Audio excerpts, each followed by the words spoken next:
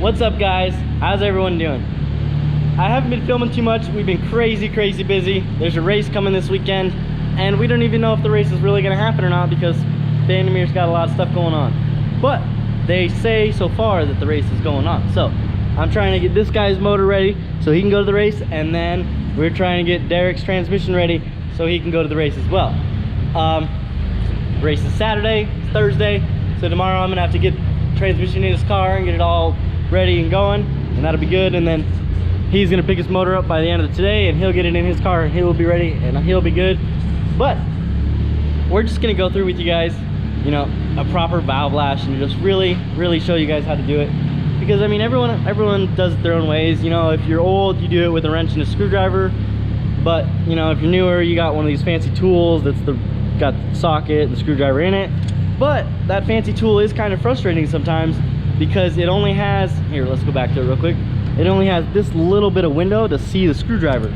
So once you've got it broken loose, it's a little bit hard to adjust it and everything with that big screwdriver in the way, because you can't really fine tune it. But you can just loosen it up, use the screwdriver to hold the center, the adjuster still. Then you could grab a screwdriver and you could adjust it, which is kind of how I like to do it. You could adjust it with the screwdriver, and then when you're done and you have that all adjusted, you just grab this, you make sure you put the flathead in first, so this doesn't move at all. So this doesn't move at all once you got your adjustment, and then you tighten the nut and everything's good. So we're gonna do this one to 10 on the exhaust side and 8 on the intake side. We do 10, a bigger number on the exhaust side, because it's got quite a bit of expansion with heat and everything, and being a turbo car, there's definitely hotter air going through the engine, so it's going to expand a little bit more than a normal engine, whereas factory specs would be 6 and 8 or 7 and 9 are the factory valve lash specs. But we're just going to go with 8 and 10, which is one higher than all of that. And then with the big motors, sometimes we even go 13, 12 on the exhaust side, and you know, 9, 10 on the intake side. The Puerto Rican Civic I just did, we valve lashed it at 13 and 8, which is what they actually valve lashed it to in Puerto Rico. And it's cool to see different valve lashes and to see, you know, the differences in the way people do it, because everyone's got their style and we all make power. So it's cool to just combine them all and fine tune these things to make the ultimate jam. All right, so we've got the 10 in there right now, and I already broke them both loose, but I stuck this one was super loose, and I stuck the 10 in before I broke it loose, and then I just kind of fidgeted with it while I was filming with you guys.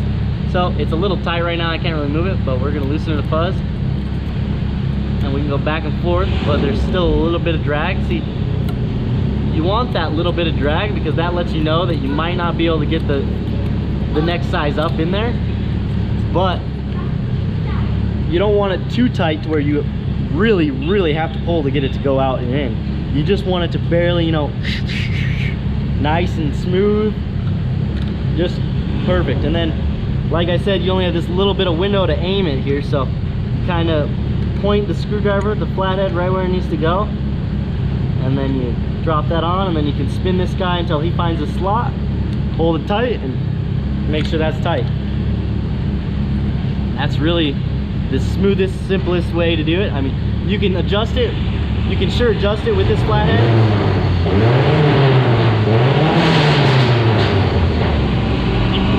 You can sure adjust it with this flathead, but it's a little harder, a little bit harder on the eyes, and you really can fine tune it if you have complete movement. All right, so this one over here was too tight before I loosened it, but after I loosened it, I'm able to get the feeler gauge in here pretty easy. You see how just really fastly I can go back and forth? Let me snake the screwdriver in here, loosen it, or we gotta tighten it. Tighten it. All right, so you see now it's too tight. I can't, oh, I can see I gotta pull hard like I said.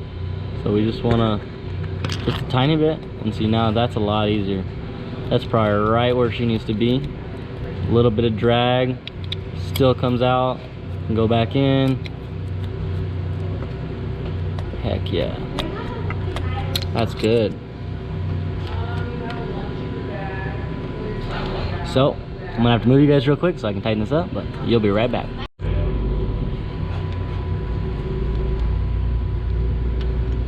So as you can see, we can see in this little sleeve right here. Gotta snipe our spot. I think we're in there, so now let me just get on there. Tighten that, don't let it spin. Now that we have both sides tightened, we need to go back and check them. So we need to make sure the 10 still fits good. And I think it's too tight now. Nope, still good. Check the other side next.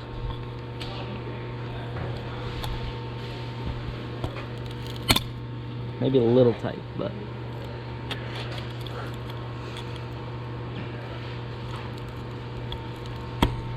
and the side's still good too. They're about right at the same spot on both sides. Feel about the same, so we can leave it at that, and that'll be good for this side. And then we'll go. So you start at top dead center, cylinder 1. 1 is always closest to the timing belt. So then you go 1, spin it 90 degrees. So this line is what I always go off of. This line will be down.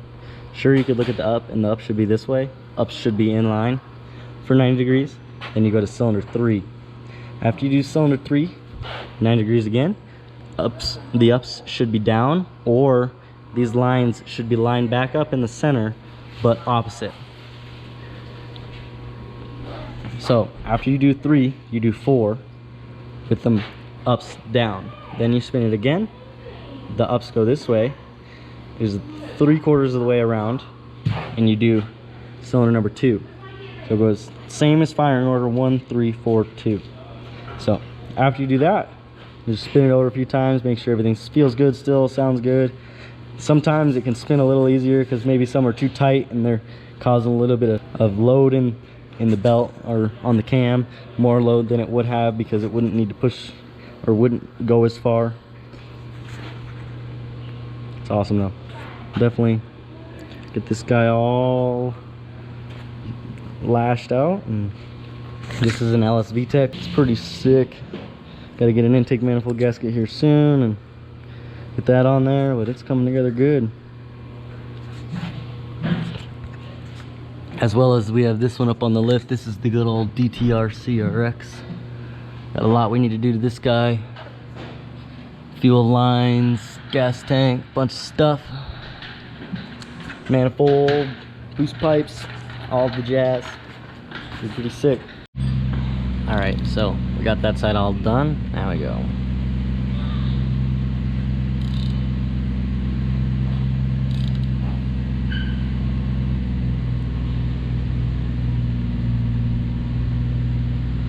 Alright, there.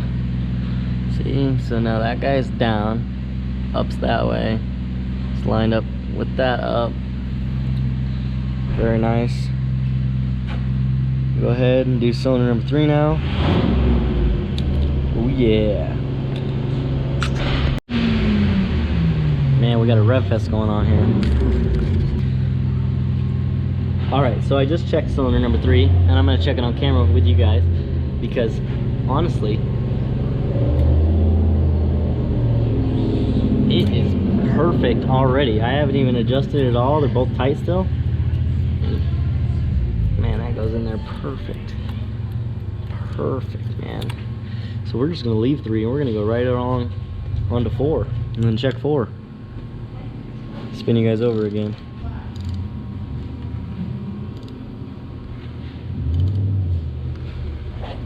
So watch the center here.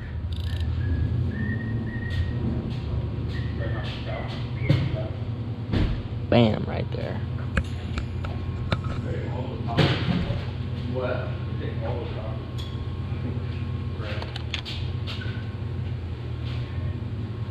All right, number 4 now. All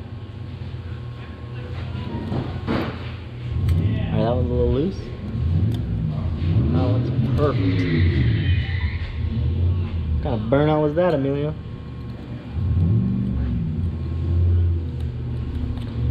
one's good. All right, so the intake side's good. We got one little loose one. We're gonna show you guys how we use this guy. So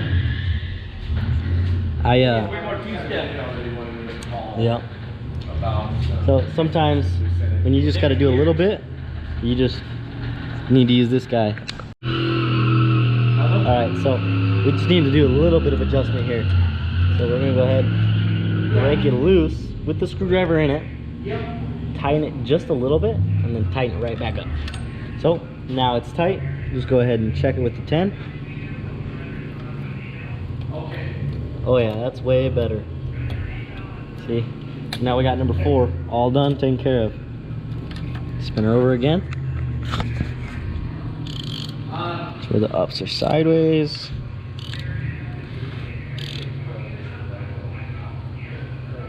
Boom.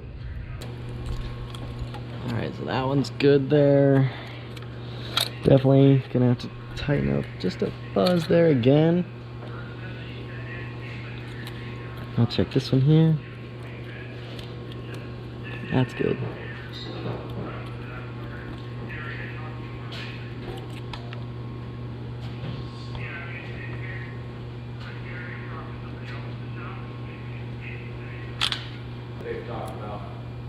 All right, so we went too far there.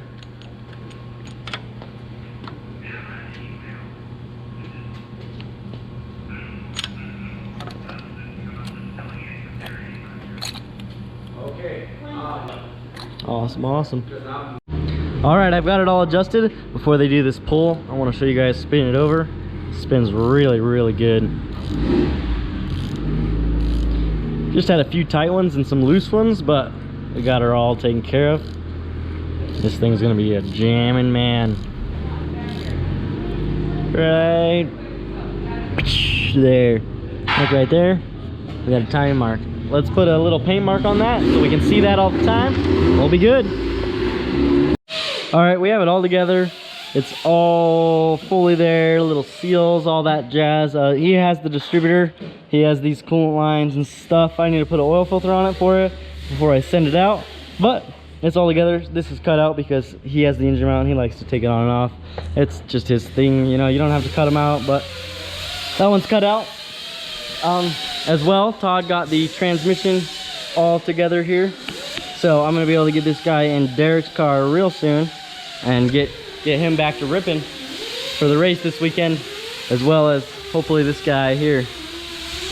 All right, conveniently, Derek's motor for the good old hatch showed up at the same time. I got to throw a brand new oil pump on there and time it, but pistons and rods, everything inside's all ready to go, and transmission's ready to go as well. So they're gonna help me push in his white car here in a sec. Got the car off the lift, and then we'll be able to get that guy in here and get the tranny in it, and that'll be sick.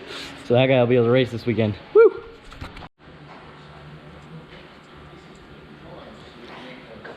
All right, we got Derek in the air now, right up behind me here. Transmission's all together. We're gonna go ahead and come in super early first thing in the morning and just bust that out, get these wheels off and get the tranny on, and then that guy will be ready. All right, we got Derek's car all taken care of. He's washing it off. Heck yeah, he's ready to go racing tomorrow. He can't race a dirty car though. No sir. He had to get here first thing so he could wash her off after I got that tranny in her. Heck yeah, this thing is beautiful. I just love how all your stickers, I mean, especially this DTR one, dude, it makes the rest of them pop with it, you know. When you see it shine in the light, it makes the others look like they reflect too. It's awesome. She's clean. Well, they're gonna have an awesome race weekend. Jamie and Derek are off to the track now with the race cars, and I'm headed home. Hopefully I'll be able to go to the track tomorrow with everything that's going on. But thank you guys for watching. Like, comment, subscribe down below. This is GoofyBuilt, and peace out, guys.